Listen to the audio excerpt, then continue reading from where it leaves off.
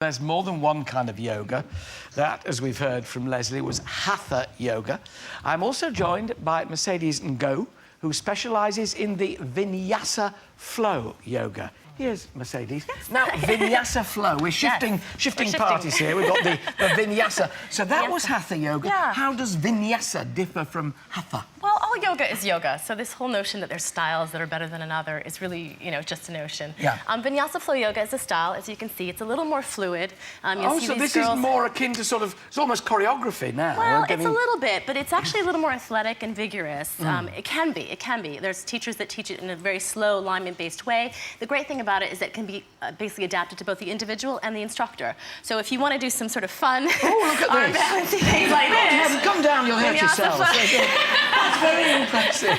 But she's been practicing. She's a Yeotown yoga teacher. Yeah. I have a retreat in Devon. We do these kind of trainings, and we do a lot of retreats, and we kind of work the Vinyasa flow style, and people really enjoy it. They enjoy the fact that they can explore and do fun things. Can you obviously build then, so you get better and better? Exactly. But you build. What do you think, just talking to Leslie about it as well, what does yoga give you that other ways of keeping fit, that the gym, for instance, doesn't give you? Well, you have to think about it. We're not just our physical. We also have a mental aspect and a spiritual aspect to our being. So it really works the mind, the mental, lets your mind calm and balanced, be more focused. Obviously, the spirit, you feel better when you move. You feel better when you're stretching. You feel better on all levels. And then, of course, the physical, when we feel strong, So if you ever were to stop doing it for a few weeks, you'd presumably feel incredibly sort of dead, wouldn't you? You don't feel great, but it's kind of like riding a bicycle, right? You pick it up quite quickly again. Yeah. You really do. You kind of go right back to where you started and you build yourself back up again. Do you have to be careful about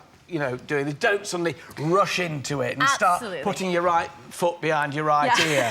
Or in my case, your left ear, People do that. yoga doesn't wreck your body. We wreck our bodies. When we don't listen to ourselves and we try and come from ego and we try and do something that we're not ready to do, that's really, that's really where things go wrong. And I think that's where this controversy of yoga being bad for you is coming from. But it's not yoga. Yoga tells you, listen to your body, do what's right, and be kind to yourself. I've been doing that for years, mainly with food and drink. But it does look, to me, as if it makes sense, because as